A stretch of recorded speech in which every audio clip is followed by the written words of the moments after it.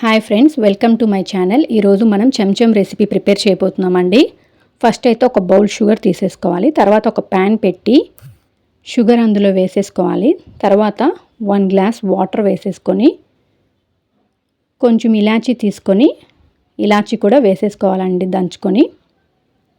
తర్వాత sugar melt అయ్యేంత వరకు సిమ్ మీద పెట్టి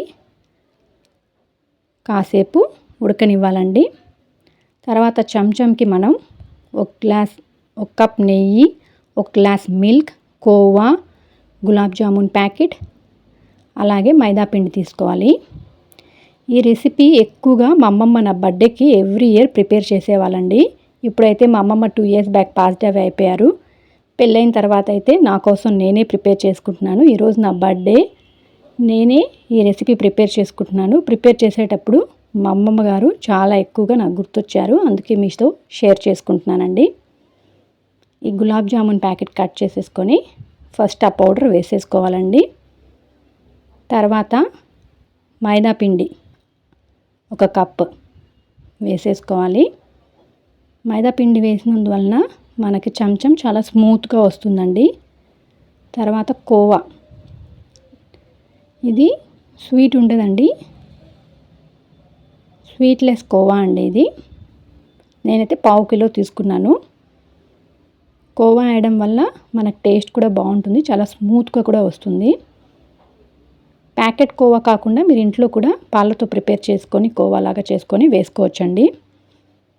తర్వాత 1 గ్లాస్ మిల్క్ వేసుకొని చపాతీ పిండిలాగా గట్టిగా కలుపుకోవాలండి.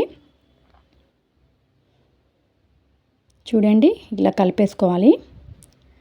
తర్వాత మన చేతికి ఆయిల్ రబ్ చేసుకొని చిన్న చిన్న ఉండల్లా తీసేసుకొని మనకి ఏ షేప్ కావాలంటే ఆ షేప్ చేసుకోవచ్చండి. రౌండ్ షేప్ కావాలంటే రౌండ్ షేప్, లేకపోతే వేరే వేరే షేప్స్ చేసుకోవచ్చు. నేనైతే వీడియోలో చూపించిన విధంగా ఇలాంటి షేప్ చేసుకున్నానండి.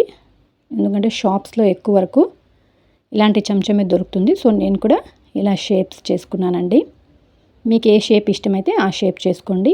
ఇలా అంతా పిండితో మనం షేప్స్ చేసి పెట్టేసుకోవాలి. తర్వాత ఒక కడాయి పెట్టుకొని దాంట్లో ఆయిల్ వేసేసుకోవాలండి. ఆయిల్ కొంచెం గీ వేసుకొని, చూసారా జిఆర్బి గీ వేస్తున్నాను నేను, మీకు ఇష్టమైన ఫ్లేవర్. నెయ్యి వేసేసుకొని వేడెక్కిన తర్వాత మనం చేసి పెట్టుకున్న ఈ చెంచంని గీలో వేసి ఫ్రై చేసేసుకోవాలండి. గోల్డెన్ బ్రౌన్ వచ్చేంత వరకు ఫ్రై చేసుకోవాలి.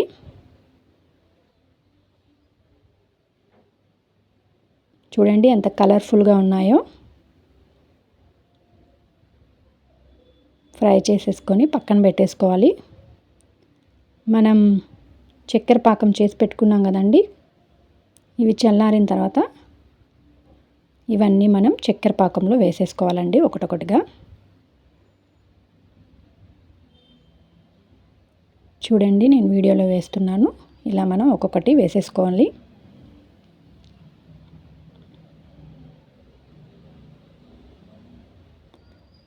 ఇలా వేసేసుకున్న తర్వాత వాటన్నిటికీ పాకం పట్టేట్టు చూసుకోవాలండి. తర్వాత మూత పెట్టేసి ఒక 2-3 అవర్స్ మంచిగా పాకం పట్టేటట్టు చూసుకోవాలి. అంతేనండి, ఎంతో రుచికరమైన చెంచం రెడీ. దీంట్లో అంత స్వీట్నెస్ కూడా ఉండదు, పిల్లలు కూడా పెట్టొచ్చు. గులాబ్ జామున్ అయితే ఎక్కువ స్వీట్గా ఉంటుంది, బట్ ఇదంతా స్వీట్గా ఉండదు.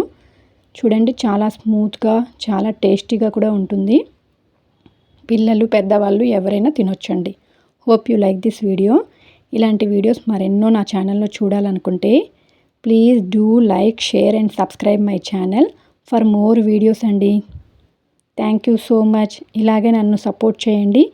నా వీడియోస్ని సబ్స్క్రైబ్ చేసుకోండి. పక్కనున్న బెల్ ఐకాన్ని క్లిక్ చేయండి. Thank you.